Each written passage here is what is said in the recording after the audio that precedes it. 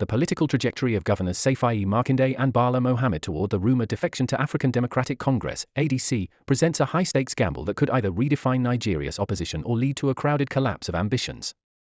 If both governors defect, they enter an arena already dominated by the heavyweight figures of Atiku Abubakar and Peter Obi, both of whom have officially transitioned to the ADC as their vehicle for 2027. For Makinde and Mohammed, the fate within this new structure would be one of immediate friction. They would find themselves essentially relegated to junior partners in a party where the presidential ticket is already being fiercely contested by the Atiku and Obi camps, even though both Makinde and Mohammed are also aspiring to contest the 2027 presidential election. Unlike the PDP, where they currently wield significant influence as sitting governors and leaders of the Governors Forum, the ADC's internal architecture is increasingly being molded by the Atiku-led coalition, meaning Makinde and Mohammed might struggle to secure anything beyond a secondary role or a promise of future relevance. The impact of such a defection on the APC would be multi-layered, primarily threatening the ruling party's hold on the southwest and northeast.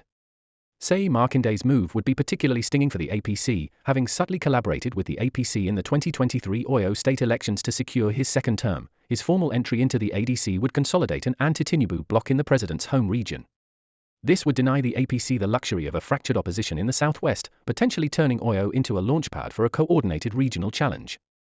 Similarly, Bala Mohammed's exit would deprive the PDP of its strongest northern pillar and create a formidable ADC front in the northeast, complicating the APC's efforts to expand its footprint in a region where Atiku already retains a massive, loyal base.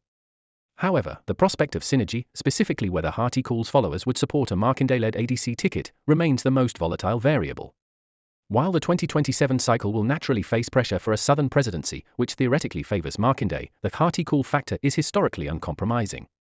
Atiku's move to the ADC was primarily driven by a final, desperate push for the presidency. It is unlikely his followers, who view him as the rightful successor to the mandate, would easily pivot to work for a younger southern governor like Makinde, even with the advantage of zoning. If Makinde were to clinch the ticket, he might find himself a general without an army, as the deep-seated loyalty of the Atiku and Obi factions could lead to internal sabotage or a secondary exodus.